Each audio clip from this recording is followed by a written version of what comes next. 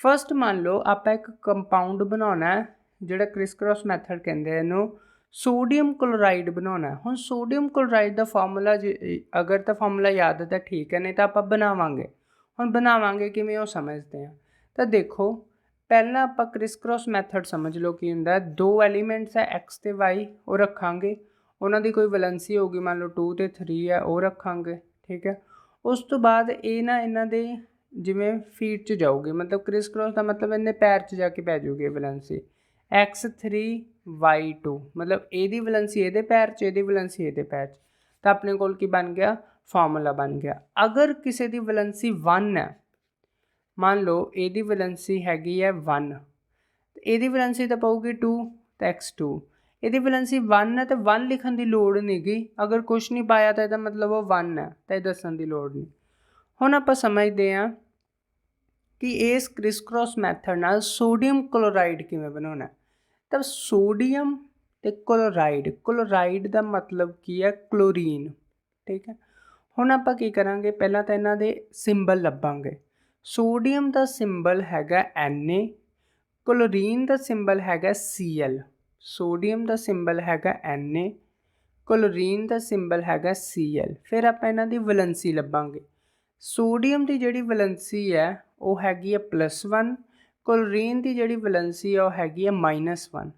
ਤਾਂ ਸੋਡੀਅਮ ਦੀ ਵੈਲੈਂਸੀ +1 ਹੈ ਤਾਂ ਆਪਾਂ 1 ਹੀ ਲਿਖਾਂਗੇ, ਆਪਾਂ ਪਲੱਸ ਮਾਈਨਸ ਨਹੀਂ ਲਿਖਣਾ। ਠੀਕ ਹੈ, ਅਤੇ ਕਲੋਰੀਨ ਦੀ ਵੀ ਆਪਣੇ ਲਈ 1 ਹੈ, -1 ਹੈ। ਠੀਕ ਹੈ, ਹੁਣ ਆ ਇਹਦੇ ਪੈਰ 'ਚ, ਆ ਇਹਦੇ ਪੈਰ 'ਚ।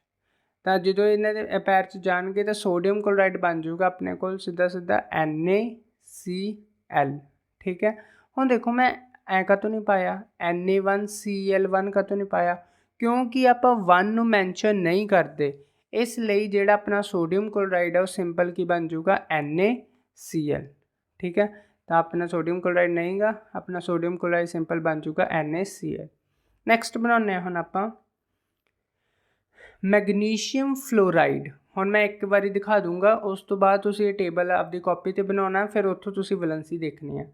ਮੈਗਨੀਸ਼ੀਅਮ ਦਾ ਸਿੰਬਲ ਦੇਖੋ, ਫਲੋਰਾਈਡ ਮਤਲਬ ਫਲੋਰੀਨ। ਠੀਕ ਹੈ, ਜਦੋਂ ਕਿਸੇ ਨਾਲ ਲੱਗਦੇ ਆ ਕਲੋਰਾਈਡ, ਫਲੋਰਾਈਡ, ਬਰੋਮਾਈਡ, ਇਹੋ ਜਿਹੇ ਨੇਮਿੰਗ ਹੀ ਲੈ ਲੈਂਦੇ ਆ, ਵੈਸੇ ਇਹਦਾ ਮਤਲਬ ਫਲੋਰੀਨ ਹੈ। ਤਾਂ ਇਹਨਾਂ ਦੇ ਸਿੰਬਲ ਦੇਖਾਂਗੇ, ਇਹਨਾਂ ਦੀ ਵੈਲੈਂਸੀ ਦੇਖਾਂਗੇ। ਮੈਗਨੀਸ਼ੀਅਮ ਦਾ ਸਿੰਬਲ ਹੈਗਾ Mg ਅਤੇ ਇਹਦੀ ਵੈਲੈਂਸੀ ਹੈਗੀ ਹੈ +2। ਅਤੇ ਫਲੋਰੀਨ ਆਪਣੇ ਕੋਲ 9 ਨੰਬਰ 'ਤੇ ਹੈ, ਇਹਦਾ ਸਿੰਬਲ ਹੈਗਾ F ਅਤੇ ਇਹਦੀ ਵੈਲੈਂਸੀ ਹੈਗੀ ਹੈ -1। ਤਾਂ ਉੱਧਰ ਦੇਖਦੇ ਹਾਂ, ਮੈਗਨੀਸ਼ੀਅਮ ਦਾ ਸਿੰਬਲ ਹੈਗਾ Mg ਅਤੇ ਫਲੋਰੀਨ ਦਾ ਸਿੰਬਲ ਹੈਗਾ F। ਮੈਗਨੀਸ਼ੀਅਮ ਦੀ ਵੈਲੈਂਸੀ ਹੈਗੀ ਹੈ 2 + 2 ਹੈ, ਪਰ ਪਲੱਸ ਮਾਈਨਸ ਆਪਾਂ ਦੇਖਣਾ ਨਹੀਂ, ਫਲੋਰੀਨ ਦਾ 1। ਤਾਂ ਇਹ ਕ੍ਰਿਸ ਕ੍ਰੋਸ ਕਰੋ, ਆਹ ਵੈਲੈਂਸੀ ਇਹਦੇ ਪੈਰ 'ਚ, ਆਹ ਵੈਲੈਂਸੀ ਇਹਦੇ ਪੈਰ 'ਚ। ਤਾਂ ਮੇਰੇ ਕੋਲ ਕੀ ਬਣ ਜਾਊਗਾ, MgF2। ਤਾਂ ਇਹ ਕਾਹਦਾ ਮੇਰੇ ਕੋਲ ਫਾਰਮੂਲਾ ਬਣ ਗਿਆ, ਮੈਗਨੀਸ਼ੀਅਮ ਫਲੋਰਾਈਡ। ਤਾਂ ਕੈਮਿਸਟਰੀ ਵਿੱਚ ਆਪਾਂ ਕੋਈ ਵੀ ਫਾਰਮੂਲਾ ਕਰੈਮ ਨਹੀਂ ਕਰਨਾ, ਕੋਈ ਵੀ ਫਾਰਮੂਲਾ ਨਹੀਂ ਰੱਟਣਾ ਗਾ, ਆਪਾਂ ਆਪ ਬਣਾਉਣੇ ਆ ਫਾਰਮੂਲੇ, ਬਸ ਆਪਾਂ ਸਿਰਫ ਵੈਲੈਂਸੀਜ਼ ਯਾਦ ਰੱਖਣੀਆਂ। ਠੀਕ, next we have aluminium chloride. Aluminium ਦਾ ਸਿੰਬਲ ਹੈਗਾ Al, ਕਲੋਰੀਨ ਦਾ ਸਿੰਬਲ ਹੈਗਾ Cl। ਐਲੂਮੀਨੀਅਮ ਦੀ ਵੈਲੈਂਸੀ 3, ਕਲੋਰੀਨ ਦੀ ਵੈਲੈਂਸੀ 1। ਇਹਦੇ ਪੈਰ 'ਚ, ਇਹਦੇ ਪੈਰ 'ਚ, ਕ੍ਰਿਸ ਕ੍ਰੋਸ। Al ਅਤੇ Cl ਕਿੰਨਾ 3, 1 ਨੂੰ ਆਪਾਂ ਲਿਖਦੇ ਨਹੀਂ, ਇਸ ਲਈ ਲਿਖਿਆ ਨਹੀਂ। ਤਾਂ ਆਪਣੇ ਕੋਲ ਇਹ ਕੀ ਬਣ ਗਿਆ, ਐਲੂਮੀਨੀਅਮ ਕਲੋਰਾਈਡ। ਠੀਕ ਹੈ, ਨੈਕਸਟ ਦੇਖਦੇ ਹਾਂ ਆਪਾਂ ਲੀਥੀਅਮ ਆਕਸਾਈਡ। ਲੀਥੀਅਮ ਦਾ ਸਿੰਬਲ Li, ਆਕਸੀਜਨ ਦਾ ਸਿੰਬਲ O। ਲੀਥੀਅਮ ਦੀ ਵੈਲੈਂਸੀ 1, ਆਕਸੀਜਨ ਦੀ ਵੈਲੈਂਸੀ 2। ਇਹਦੇ ਪੈਰ 'ਚ, ਇਹਦੇ ਪੈਰ 'ਚ। ਤਾਂ Li2O, ਇਹ ਆਪਣੇ ਕੋਲ ਕੀ ਬਣ ਗਿਆ, ਲੀਥੀਅਮ ਆਕਸਾਈਡ ਬਣ ਗਿਆ। ਠੀਕ, next we have magnesium oxide. ਹੁਣ ਇੱਥੇ ਧਿਆਨ ਨਾਲ ਸਮਝਣਾ, magnesium Mg, oxygen O, oxide ਮਤਲਬ ਆਕਸੀਜਨ। ਠੀਕ ਹੈ, ਮੈਗਨੀਸ਼ੀਅਮ ਦੀ ਵੈਲੈਂਸੀ 2, ਆਕਸੀਜਨ ਦੀ ਵੈਲੈਂਸੀ ਵੀ 2। ਹੁਣ ਇਹ ਦੋਵੇਂ ਵੈਲੈਂਸੀਜ਼ ਇੱਕ ਟੇਬਲ 'ਤੇ ਜਾ ਰਹੀਆਂ, ਇਹ ਵੀ 2 ਦੇ 2 ਦੇ ਟੇਬਲ 'ਤੇ ਕੱਟ ਹੋ ਰਹੀ ਹੈ ਨਾ। ਅਗਰ ਵੈਲੈਂਸੀਜ਼ ਕਿਸੇ ਟੇਬਲ 'ਤੇ ਕੱਟ ਹੋ ਰਹੀਆਂ ਤਾਂ ਕਰੋ, ਤਾਂ ਇਹ ਕੱਟ ਹੋ ਰਹੀਆਂ ਤਾਂ ਇੱਥੇ ਕੀ ਆ ਜਾਊਗਾ, 1 1। ਤਾਂ ਆਪਣਾ ਨਿਊ ਕੁਐਸਚਨ ਕੀ ਬਣ ਗਿਆ, MgO11। ਠੀਕ ਹੈ, ਨਾ ਕਿ M22। ਤਾਂ ਇਹਦੇ ਪੈਰ 'ਚ, ਇਹਦੇ ਪੈਰ 'ਚ। ਤਾਂ ਮੈਗਨੀਸ਼ੀਅਮ ਆਕਸਾਈਡ ਦਾ ਫਾਰਮੂਲਾ ਕੀ ਬਣ ਗਿਆ, MgO। ये मोस्ट इंपॉर्टेंट है कि अगर वैलेंसी किसी टेबल ते कट हो रही है तो उन्होंने करो, ठीक है। Next we have aluminium oxide, aluminium oxygen दा ऑक्साइड, ठीक है। एल्यूमीनियम की वैलेंसी कितनी है 3 तो ऑक्सीजन की वैलेंसी कितनी है 2। हुण तो नहीं किसी टेबल ते कट हो रही, तो हुण आपां की करांगे क्रिस क्रॉस नाल इहदे पैर च इहदे पैर च, तो एल्यूमीनियम ऑक्साइड की आ गया Al2O3, ठीक है। तो एल्यूमीनियम ऑक्साइड मेरे को आ गया Al2O3, ठीक। Next we have calcium oxide, हुण ये फिर इंपॉर्टेंट है। कैल्शियम ऑक्साइड च की है कैल्शियम Ca ऑक्सीजन O, इहदी वैलेंसी 2 इहदी वैलेंसी 2, कट हो रहे हैं 2 ਦੇ ਟੇਬਲ ਤੇ 1 1, ਤਾਂ ਹੁਣ ਇਹਦੇ ਪੈਰ 'ਚ ਇਹਦੇ ਪੈਰ 'ਚ, ਤਾਂ ਕੈਲਸ਼ੀਅਮ CaO, ਤਾਂ ਕੈਲਸ਼ੀਅਮ ਆਕਸਾਈਡ ਦਾ ਫਾਰਮੂਲਾ ਕੀ ਬਣ ਗਿਆ CaO, ਠੀਕ। Next we have water. ਹੁਣ ਦੇਖੋ ਜਿਹੜਾ ਵਾਟਰ ਹੈ ਉਹਦਾ ਫਾਰਮੂਲਾ ਤਾਂ ਵੈਸੇ ਆਪਾਂ ਨੂੰ ਪਤਾ ਹੀ ਆ, ਪਰ ਵਾਟਰ ਇਹ ਯਾਦ ਰੱਖਣਾ ਕਿ ਹਾਈਡਰੋਜਨ ਤੇ ਆਕਸੀਜਨ ਤੋਂ ਬਣਦਾ। ਹਾਈਡਰੋਜਨ ਦੀ ਵੈਲੈਂਸੀ 1 ਆਕਸੀਜਨ ਦੀ ਵੈਲੈਂਸੀ 2, ਤਾਂ ਇਹਦੇ ਪੈਰ 'ਚ ਇਹਦੇ ਪੈਰ 'ਚ, तो वाटर का फार्मूला की बन गया H2O। वैसे तो अपन याद है बट फिर भी आपां की है किवें क्रिस क्रॉस मैथड नाल बने हैं वो अपन पता होना चाहिए, ठीक। Next we have carbon dioxide. Carbon dioxide, dioxide का तो अपन पता नहीं, ऑक्साइड का मतलब कार्बन हुंदा है, ऑक्सीजन हुंदा है, ये अपन पता। कार्बन की वैलेंसी 4 ऑक्सीजन की वैलेंसी 2, ये 2 के टेबल से कट हो रहे हैं 2 एंड 1, तो नवा अपने को बन गया C2 ते 1, ਇਹਦੇ पैर च ਇਹਦੇ पैर च, तो CO2, तो कार्बन डाइऑक्साइड अपने को बन गया CO2। तो इनू डाईऑक्साइड कहते हैं, 2 ऑक्सीजन है पर वो आपां नूं याद करने की लोड़ नहीं। आपां अगर यदि क्रिस क्रॉस नाल फॉर्म बनानी है तो आप इस तरीके नाल बना सकते हैं, ठीक। Next we have some more elements. हुण 20 तक तो एलीमेंट्स आप याद कर ले, ਹੁਣ ਹੋਰ ਵੀ ਕਈ ਐਲੀਮੈਂਟਸ ਹੁੰਦੇ ਜਿਹੜੇ ਆਪਾਂ ਯੂਜ਼ ਕਰਦੇ ਆ ਕੈਮਿਸਟਰੀ 'ਚ, ਪਰ ਉਨੇ ਅਟੋਮਿਕ ਨੰਬਰ ਆਪਣੇ ਤੋਂ ਯਾਦ ਨਹੀਂ ਹੁੰਦੇ। ਤਾਂ ਆਪਾਂ ਜਿਹੜੇ ਮੇਨ ਹੈ ਨਾ, ਜਿਹੜੇ ਮੇਨ ਪੱਕਾ ਹੀ ਆਉਣੇ ਆ ਇਹਨਾਂ ਦੇ ਕੰਪਾਊਂਡਸ ਬਣਾਉਣੇ, ਉਹ ਆਪਾਂ ਯਾਦ ਕਰਾਂਗੇ। ਤਾਂ ਉਹਨਾਂ ਵਿੱਚੋਂ ਫਰਸਟ ਹੈ ਆਇਰਨ 2। ਆਇਰਨ 2 ਦਾ ਮਤਲਬ, ਆਇਰਨ 2 ਨੂੰ ਫੈਰਸ ਕਹਿੰਦੇ ਆ। ਫੈਰਸ 'ਚ ਜਿਹੜੀ ਵੈਲੈਂਸੀ ਹੈ ਆਇਰਨ ਦੀ ਉਹ +2 ਵਰਤਦੇ ਆ, ਆਇਰਨ ਦਾ ਸਿੰਬਲ ਹੈ Fe, ਠੀਕ ਹੈ। आयरन अगर है आयरन 3, ये आयरन की वैलेंसी 3 है तो वो नाम की कहते फैरिक। जे आयरन की वैलेंसी 2 हो फैरस, जे आयरन की वैलेंसी 3 हो फैरिक, ठीक है। तो ये वैलेंसी Fe+3। उस तो बाद आ गया लैड। लैड नूं PB नाल डिनोट करते हैं, ये वैलेंसी होंदी है +2, ठीक है। उस तो बाद नैक्सट आ गया सिल्वर। सिल्वर की वैलेंसी होंदी है अपने को Ag पॉजिटिव, मीनस ये वैलेंसी होंदी है +1, सिल्वर का सिंबल होंदा Ag। नैक्सट आ गया अपने को कॉपर। कॉपर Cu, तो ये वैलेंसी 2 पॉजिटिव। फिर आ गया जिंक, जिंक Zn, ये वैलेंसी 2 पॉजिटिव। नैक्सट आ गया बेरियम, बेरियम की Ba2 पॉजिटिव, ठीक है। नैक्सट आ गया मरकरी Hg2 पॉजिटिव। तो एक मोस्ट इंपॉर्टेंट है मैंगनीज। मैंगनीज की वैलेंसी होंदी है +4। हुण समझो पहला तो ये सारे सिंबल्स नू कॉपी ते नोट डाउन करो, ठीक है। ये सारे symbol along with their valencies, क्योंकि जो मान लो आपां नू आउणगे ये सारे सिंबल आपां याद भी करने, सिंबल्स भी याद करने इन्हां दे, प्लस इन्हां दियां वैलेंसीज भी याद करनी है, ठीक है। सारा कुछ आपां इहदे विच याद करना है। फिर आपां फार्मूले बनावांगे। लाइक किसी ने क्वेश्चन पूछ लिया copper sulphate, silver chloride, lead bromide, तो किवें बनाने आप सारे सीखांगे क्रिस क्रॉस मैथड नाल ही। वैसे तो हुण आपां नूं मोस्टली पता लग भी गया, पर ये जिवें हुण मान लो उन्होंने कहता सिल्वर क्लोराइड, तो हम सिल्वर क्लोराइड च यही नहीं पता कि सिल्वर की वैलेंसी कितनी है। सिल्वर का अटोमिक नंबर तो बहुत ज़्यादा है, तो अटोमिक नंबर तो आप सारे याद नहीं कर सकते। तो जोड़े मेन एलीमेंट्स है पॉजिटिव वाले, इन्हों आप याद कर सकते हैं, ठीक है। हुण थोड़े नैगेटिव वाले भी याद कर लिए। नैक्सट आ गया अपने को ये सारे नोट डाउन करने हैं, ठीक है।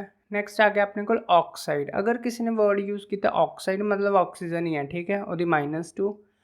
क्लोराइड यूज़ किया क्लोरीन है मतलब -1, ठीक है। उस तो बाद आ गया सल्फेट, मोस्ट इंपॉर्टेंट। सल्फेट अगर है तो ਇਹਦਾ ਫਾਰਮੂਲਾ ਪੂਰਾ याद करना है SO4 ਤੇ ਇਹਦੀ ਵੈਲੈਂਸੀ ਕਿੰਨੀ ਹੈ -2 मतलब 2 भी ਆਪਾਂ ਐਟ ਲਾਸਟ याद कर सकते हैं SO4 -2। फिर आ गया कार्बोनेट च जिहड़ी वैलेंसी है CO3 2 नैगेटिव। फिर आ गया नाइट्रेट NO3 नैगेटिव। फिर आ गया ब्रोमाइड क्लोराइड फ्लोराइड ब्रोमाइड सारिਆਂ ਦੀ वैलेंसी सेम ही ਹੁੰਦੀ -1 ਤਾਂ ब्रोमाइड ਦੀ Br -1 बस कल सिंबल याद करी जाने हैं। फिर आ गया hydroxide most important OH negative -1 valency होंगी है। फिर आ गया हाइड्रोजन कार्बोनेट या बायकार्बोनेट। ठीक है, देखो कार्बोनेट के नाल हाइड्रोजन अटैच कर देना, कार्बोनेट के नाल जे हाइड्रोजन अटैच करता तो एक वैलेंसी घट जाती है -1 तो HCO3 नैगेटिव। तो सारे नैगेटिव वाले आपां याद करने हैं प्लस नोटबुक ते नोट डाउन करने हैं। हुण इन्हां नूं यूज़ करके आपां की है कंपाउंड्स बनावांगे। तो फर्स्ट कंपाउंड है हाइड्रोजन सल्फेट या सल्फ्यूरिक एसिड। हुण तुसीं ऑलरेडी नोट डाउन कर ही लिया, वैलेंसीज उत्थों देखनी है, मैं डायरैक्ट लिखूँगा।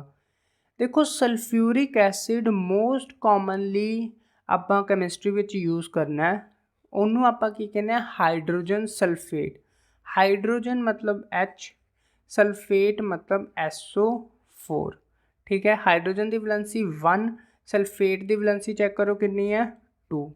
क्रिस क्रॉस मैथड नाल इहदा फार्मूला की बन गया, तो यदा फार्मूला बन गया H2SO4। ठीक है, तो यह सल्फ्यूरिक एसिड का फार्मूला है। बस इन्ना याद रखना है कि हाइड्रोजन तो सल्फेट तो बने है, फिर आप इनू बना भी सकते हैं या इनू आप क्रैम भी कर सकते हैं, सल्फ्यूरिक एसिड H2SO4। ठीक है, नैक्सट आ गया अपने को फैरिक ऑक्साइड। फैरिक का मतलब देखो की है, फैरिक का मतलब है आयरन जिहदी वैलेंसी 3 है। ऑक्साइड का मतलब की है ऑक्सीजन जिहदी वैलेंसी 2 है। क्रिस क्रॉस करो। ठीक है, तो अपने को क्या आ गया Fe2O3। तो ये अपने को काहदा फार्मूला बन गया फैरिक ऑक्साइड का। ठीक है, next we have calcium hydroxide, calcium Ca hydroxide OH। ਇਹਦੀ वैलेंसी 2, ਇਹਦੀ वैलेंसी 1। ਹੁਣ ਇੱਥੇ ਧਿਆਨ ਨਾਲ ਸਮਝਣਾ ਕਿ ਇਹ ਕ੍ਰਿਸ ਕ੍ਰੋਸ ਕੀਤਾ ਜਦੋਂ, ਇਹ ਕਈ ਬੱਚੇ ਕੀ ਕਰ ਦਿੰਦੇ ਆ ਕੈਲਸ਼ੀਅਮ OH ਤੇ ਪਾ ਦੇਣਗੇ 2। ਇਹ ਗਲਤ ਹੈ। ਇਹ ਗਲਤ ਕਿਉਂ ਹੈ? ਕਿਉਂਕਿ ਇਹ ਇੰਜ ਲੱਗ ਰਿਹਾ ਹੈ कि ਜਿਹੜਾ 2 है वो सिर्फ हाइड्रोजन कोल गया, पर 2 कला हाइड्रोजन कोल थोड़ी गया, ये तो दोवां कोल गया, क्योंकि क्रिस क्रॉस नाल भेदभाव थोड़ी करूगा तो दोवां कोल जाऊगा। तो इस चीज़ नूं डिपिक्ट करन लई कि ये दोवां कोल गया आपां की लगा दिंदे आ एक ब्रैकेट। ठीक है, तो कैल्शियम हाइड्रोक्साइड विच आपां की करदे आ ਇਹਦੇ ਪੈਰ 'ਚ 1, ਇਹਦੇ ਪੈਰ 'ਚ 2, ਤਾਂ OH ਪੂਰੇ ਕੋਲ ਗਿਆ ਨਾ, ਤਾਂ ਆਪਾਂ ਬ੍ਰੈਕਟ ਲਗਾ ਕੇ ਟਵਾਈਸ ਰਿਪਰੈਜ਼ੈਂਟ ਕਰ ਦਾਂਗੇ। ਠੀਕ ਹੈ, ਤਾਂ ਆਪਾਂ ਇੱਥੇ ਕੀ ਰਿਪਰੈਜ਼ੈਂਟ ਕਰ ਦਾਂਗੇ 2 ਬ੍ਰੈਕਟ ਤੋਂ ਬਾਹਰ। ਠੀਕ, next we have ferrous sulphate. ਹੁਣ ਦੇਖੋ ਪਹਿਲਾਂ ਆਇਆ ਸੀ ਫੈਰਿਕ, ਫੈਰਿਕ ਦੀ ਆਪਾਂ ਵੈਲੈਂਸੀ ਲਈ ਸੀ 3, ਹੁਣ ਆਇਆ ਫੈਰਸ OUS। ਫੈਰਸ 'ਚ ਆਪਾਂ Fe ਤੇ ਵੈਲੈਂਸੀ ਕਿੰਨੀ ਯੂਜ਼ ਕਰਾਂਗੇ 2। ਸਲਫੇਟ ਆਪਣੇ ਕੋਲ ਕਿੰਨਾ SO4 ਤੇ ਵੈਲੈਂਸੀ ਕਿੰਨੀ ਹੈ 2।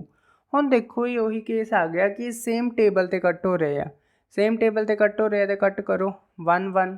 ਹੁਣ 1 ਇਹਦੇ ਪੈਰ 'ਚ ਤੇ 1 ਇਹਦੇ ਪੈਰ 'ਚ, ਤੇ 1 1 ਤਾਂ ਆਪਾਂ ਸ਼ੋ ਕਰਦੇ ਹੀ ਨਹੀਂ। ਤਾਂ ਫੈਰਸ ਸਲਫੇਟ ਦਾ ਫਾਰਮੂਲਾ ਕੀ ਬਣ ਗਿਆ FeSO4। ਤਾਂ ਇਹਦਾ ਦਾ ਫਾਰਮੂਲਾ ਬਣ ਗਿਆ ਆਪਣੇ ਕੋਲ ਫੈਰਸ ਸਲਫੇਟ ਦਾ। ਠੀਕ, next we have lead nitrate. Lead ਦਾ ਦੇਖੋ ਸਿੰਬਲ ਕੀ ਸੀਗਾ Pb, ਤੇ ਨਾਈਟ੍ਰੇਟ ਕੀ ਸੀਗਾ NO3। ਲੈਡ ਦੀ ਵੈਲੈਂਸੀ ਕਿੰਨੀ ਸੀਗੀ 2, ਤੇ ਨਾਈਟ੍ਰੇਟ ਦੀ ਵੈਲੈਂਸੀ ਕਿੰਨੀ ਸੀ 1। ਹੁਣ ਕ੍ਰਿਸ ਕ੍ਰੋਸ ਕਰੋ। ਠੀਕ ਹੈ, ਹੁਣ ਧਿਆਨ ਨਾਲ ਸਮਝੋ ਜਿਹੜਾ 2 ਹੈ ਸਾਰੇ ਕੋਲ ਜਾ ਰਿਹਾ ਤਾਂ ਬ੍ਰੈਕਟ ਆਊਗੀ, ਯਾਦ ਰੱਖਣਾ ਪੂਰੇ ਕੰਪਾਊਂਡ ਕੋਲ ਜਾਂਦਾ ਤਾਂ ਬ੍ਰੈਕਟ ਹੁੰਦੀ ਹੈ। ਲੈਡ ਕੋਲ 1 ਤਾਂ ਆਪਾਂ ਲਗਾਉਣਾ ਹੀ ਨਹੀਂ, ਤਾਂ ਹੁਣ ਬ੍ਰੈਕਟ ਪਾਓ NO3 ਲਿਖੋ, ਤੇ ਬ੍ਰੈਕਟ ਬੰਦ ਕਰਨ ਤੋਂ ਬਾਅਦ ਜਿਹੜੀ ਆ ਵੈਲੈਂਸੀ ਕ੍ਰਿਸ ਕ੍ਰੋਸ ਨਾਲ ਗਈ ਆ ਉਹ ਲਿਖੋ। ਤਾਂ ਕਾਹਦਾ ਫਾਰਮੂਲਾ ਬਣ ਗਿਆ ਮੇਰੇ ਕੋਲ ਲੈਡ ਨਾਈਟ੍ਰੇਟ ਦਾ। ਠੀਕ, ਨੈਕਸਟ ਵੀ ਹੈਵ ओके।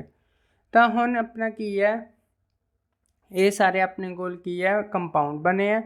हुण मोस्ट इंपॉर्टेंट हुण आपां नूं पता लग गया कि क्रिस क्रॉस मैथड नाल कंपाउंड अपने किवें बनते हैं। ठीक है, तो हुण आपां इन्हां कंपाउंड्स की प्रैक्टिस करनी है, तो जो भी अपना जिहड़े मेन कंपाउंड्स है लाइक जो भी हुण आपां याद कीते, जिवें हुण लैड है, ਹੁਣ ਲੈਡ ਨਾਈਟ੍ਰੇਟ ਕਿਵੇਂ ਬਣੂਗਾ? ਲੈਡ ਨਾਈਟ੍ਰੇਟ ਤਾਂ ਹੀ ਬਣੂਗਾ ਜੇ ਲੈਡ ਦਾ ਸਿੰਬਲ ਪਤਾ ਹੋਊਗਾ, ਨਾਈਟ੍ਰੇਟ ਦਾ ਸਿੰਬਲ ਪਤਾ ਹੋਊਗਾ, ਲੈਡ ਦੀ ਵੈਲੈਂਸੀ ਪਤਾ ਹੋਊਗੀ ਨਾਈਟ੍ਰੇਟ ਦੀ। ਤਾਂ ਇਹ ਚੀਜ਼ਾਂ ਆਪਾਂ ਨੂੰ ਸਾਰੀਆਂ ਕੀ ਹੈ ਇੱਕ ਵਾਰੀ ਯਾਦ ਕਰਨੀ ਪੈਣਗੀਆਂ। ਠੀਕ। Next topic we have chemical equation. ਹੁਣ ਆਪਾਂ ਸਮਝਦੇ ਹਾਂ ਕਿ ਕੈਮੀਕਲ ਇਕੁਏਸ਼ਨ ਕੀ ਹੁੰਦੇ ਆ। The chemical equation is a symbolic representation of chemical reaction using symbol and formula of a substance involved in a reaction। ਹੁਣ ਸਮਝੋ ਕੀ ਕਹਿ ਰਹੇ ਆ। chemical equation ਇੱਕ symbolic representation ਹੈ। ਕਾਦੀ? symbolic representation ਹੈ chemical reaction ਦੀ। ਤੇ symbolic representation ਲਈ ਕੀ ਚਾਹੀਦਾ ਹੁੰਦਾ? ਇਹ symbolical representation ਲਈ symbols ਦੀ ਲੋੜ ਪੈਂਦੀ ਹੈ ਤੇ ਫਾਰਮੂਲਾ ਦੀ ਲੋੜ ਪੈਂਦੀ ਹੈ ਜਿਹੜੇ ਵੀ ਸਬਸਟਾਂਸ ਉਸ ਰਿਐਕਸ਼ਨ 'ਚ ਇਨਵੋਲਵਡ ਹੈ। ਲਾਈਕ ਬਰਨਿੰਗ ਆਫ ਕੋਲ। ਬਰਨਿੰਗ ਆਫ ਕੋਲ ਕੀ ਇੱਕ ਕੈਮੀਕਲ ਪ੍ਰੋਸੈਸ ਹੈ। ਤਾਂ ਹੁਣ ਆਪਾਂ ਇਹਦੇ ਵਿੱਚ ਕੈਮੀਕਲ ਰਿਐਕਸ਼ਨ ਲਿਖਣੀ ਹੈ। ਇਹਦੇ 'ਚ ਕੋਈ ਨਿਊ ਸਬਸਟਾਂਸ ਬਣੂਗਾ ਵਿਚ ਇਜ਼ ਕਾਰਬਨ ਡਾਈਆਕਸਾਈਡ। ਤਾਂ ਆਪਾਂ ਨੂੰ ਪਤਾ ਹੋਵੇ ਕਿ ਕੋਲ ਕੀ ਹੈ, ਕੋਲ ਦੇ ਕੈਮੀਕਲ ਫਾਰਮੂਲਾ ਕੀ ਹੈ, ਏਅਰ 'ਚ ਕੈਮੀਕਲ ਫਾਰਮੂਲਾ ਕੀ ਹੈ, ਤੇ ਜਿਹੜੀ ਨਵੀਂ ਚੀਜ਼ ਬਣੀ ਹੈ ਕਾਰਬਨ ਡਾਈਆਕਸਾਈਡ ਉਹਦਾ ਕੈਮੀਕਲ ਫਾਰਮੂਲਾ ਕੀ ਹੈ। ਤਾਂ ਐਕਚੁਅਲ 'ਚ ਕੀ ਹੈ, ਕੋਲ ਹੈ ਇੱਕ ਫਾਰਮ ਆਫ ਕਾਰਬਨ। ਤਾਂ ਕਾਰਬਨ ਠੀਕ ਹੈ ਏਅਰ 'ਚ ਬਰਨ ਹੋਈ। ਏਅਰ 'ਚ ਦੇਖੋ ਨਾਈਟ੍ਰੋਜਨ ਵੀ ਹੈ, ਕਾਰਬਨ ਡਾਈਆਕਸਾਈਡ ਵੀ ਹੈ, ਕਾਰਬਨ ਮੋਨੋਆਕਸਾਈਡ, ਸੋ ਮੈਨੀ ਗੈਸਸ ਆਰ ਦੇਅਰ। ਪਰ ਮੇਨਲੀ ਜਿਹੜੀ ਕੰਬਸ਼ਨ ਲਈ, ਅੱਗ ਲਗਾਉਣ ਲਈ ਜਿਹੜੀ ਗੈਸ ਕੰਮ ਆਉਂਦੀ ਹੈ ਉਹਨੂੰ ਆਪਾਂ ਕੀ ਕਹਿੰਦੇ ਆ? ਆਕਸੀਜਨ। ਠੀਕ ਹੈ। ਤਾਂ ਕਾਰਬਨ ਜਦੋਂ ਆਕਸੀਜਨ ਨਾਲ ਮਿਲੂਗੀ ਉਦੋਂ ਕੀ ਬਣੂਗੀ? Carbon dioxide. ਠੀਕ ਹੈ, ਕਾਰਬਨ ਡਾਈਆਕਸਾਈਡ।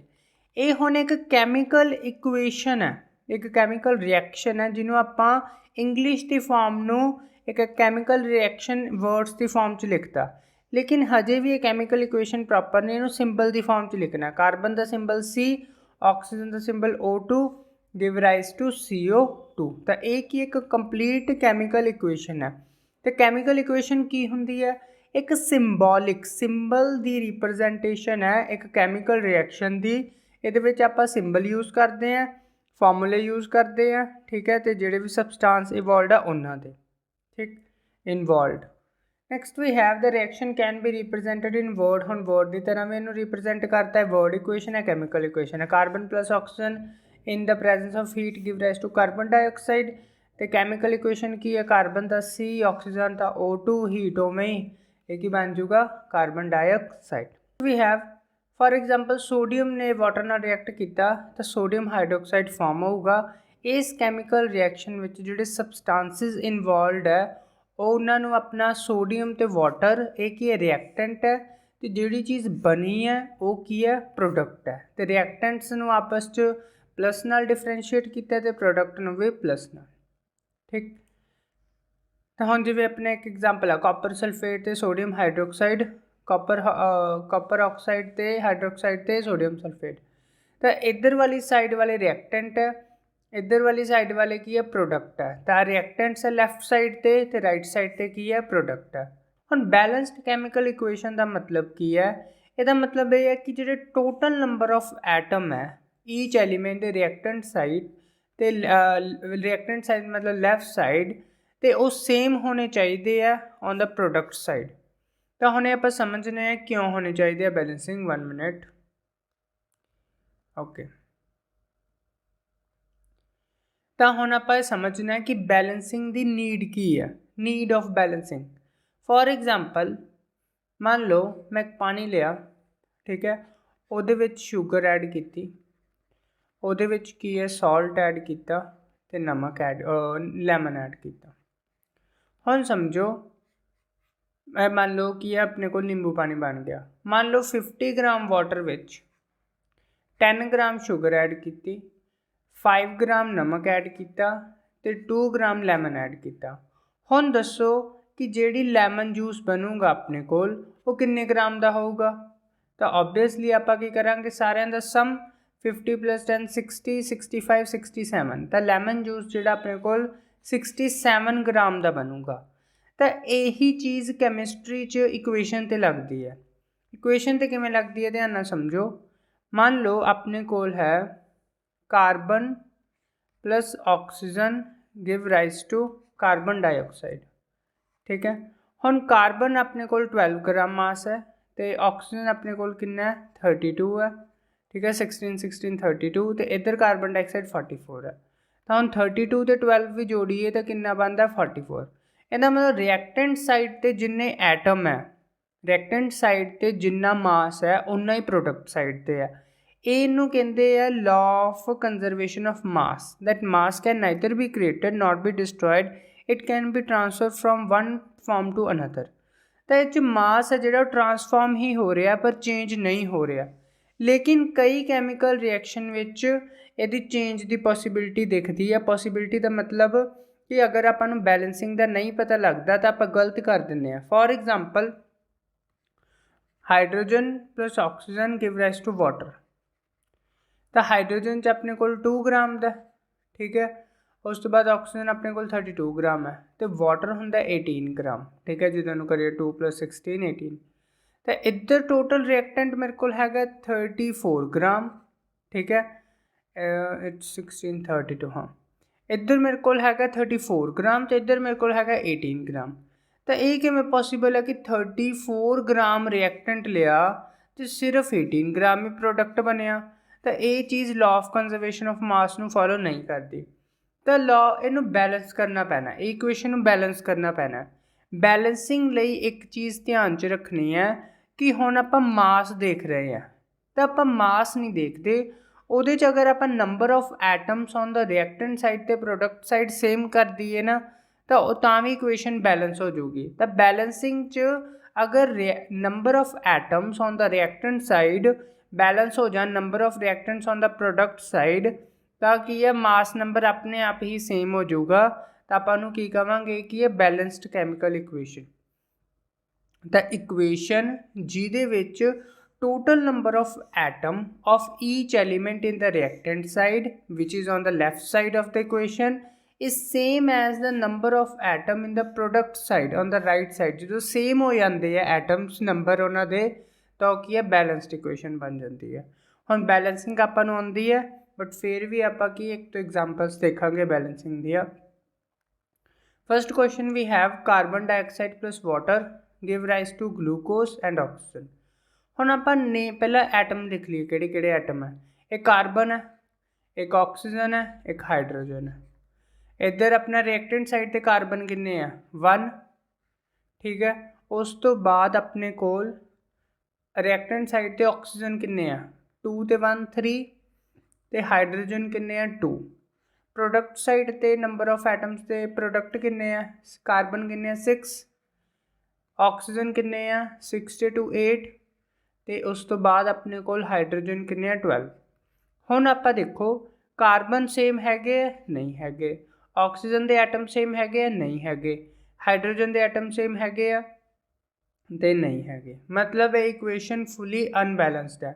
ਹੁਣ ਆਪਾਂ ਇਹਨੂੰ ਬੈਲੈਂਸਿੰਗ ਕਰਨੀ ਇਹਦੀ ਸਟਾਰਟ ਕਰਾਂਗੇ।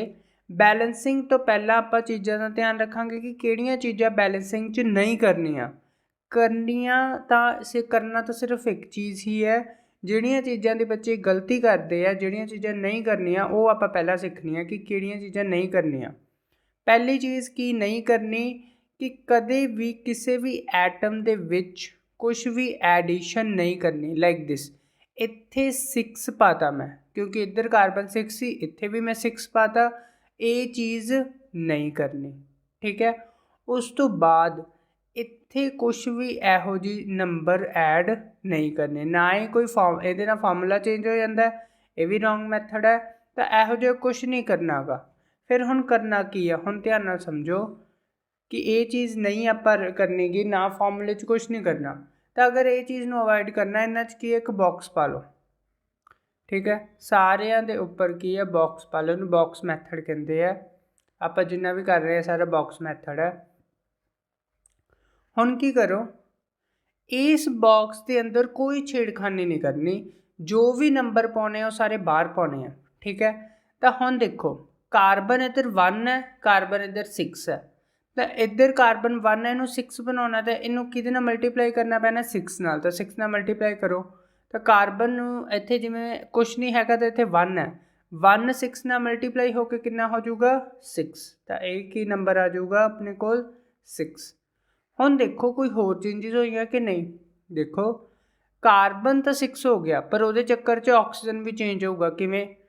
6 ਤੇ 2, ਆਕਸੀਜਨ ਦੇ ਪੈਰ 'ਚ 2 ਹੈ ਨਾ, 6 2 ਜਾਂ 12, 12 ਤਾਂ ਆਪਣੇ ਕੋਲ ਇਹ ਹੋ ਗਿਆ, प्लस एक ऑक्सीजन आ रहा, तो टोटल ऑक्सीजन कितने बन गए अपने कोल 13। तो ऑक्सीजन अपने कोल कितना आ गया टोटल 13। ठीक है, ये अपने कोल ऑक्सीजन आ गया लेफ्ट हैंड साइड पे। हुण देखो, हुण अपने कोल की है कार्बन सेम हो गया, लेकिन ऑक्सीजन ते हाइड्रोजन हजे भी सेम नहीं होए। तो हाइड्रोजन सेम करने की कोशिश करते हैं। इधर है हाइड्रोजन 12, इधर है हाइड्रोजन 2। तो 2 नूं किहदे नाल मल्टीप्लाई करांगे 12 बन जे, तो ऑब्वियसली मैं 6 ना मल्टीप्लाई करूँगा, तो 6 2 जार 12, तो हाइड्रोजन हो गए 12। ठीक है, लेकिन वो चक्कर च ऑक्सीजन चेंज हो गए। ऑक्सीजन पहला किन्ने से 12, तो हुण किन्ने हो गए नाल 6 होर हो गए, तो 12 प्लस 6, देखो 12 वे 6 2 12, तो 6 1 जार 6 है, तो 12 प्लस 6 मेरे को किन्ने हो गए टोटल ऑक्सीजन 18। ठीक है, अपने को ऑक्सीजन किन्ने हो गए 18। हुण इधर वाली साइड कार्बन भी सेम है, हाइड्रोजन भी सेम है, बचया कौन? ऑक्सीजन। ऑक्सीजन इधर 18 है, इधर 8 है। हुण देखो 6 ऑक्सीजन तो पहला ही हैगे आ, तो मैनू 18 बनाने लई होर किन्ने ऑक्सीजन चाहिए है? 18 बनाने लई मैनू 12 ऑक्सीजन की होर लोड़ है, लेकिन मेरे को सिर्फ 2 ही है। 6 तो हैगे ही है, 12 की होर लोड़ है, लेकिन मेरे को 2 ही है।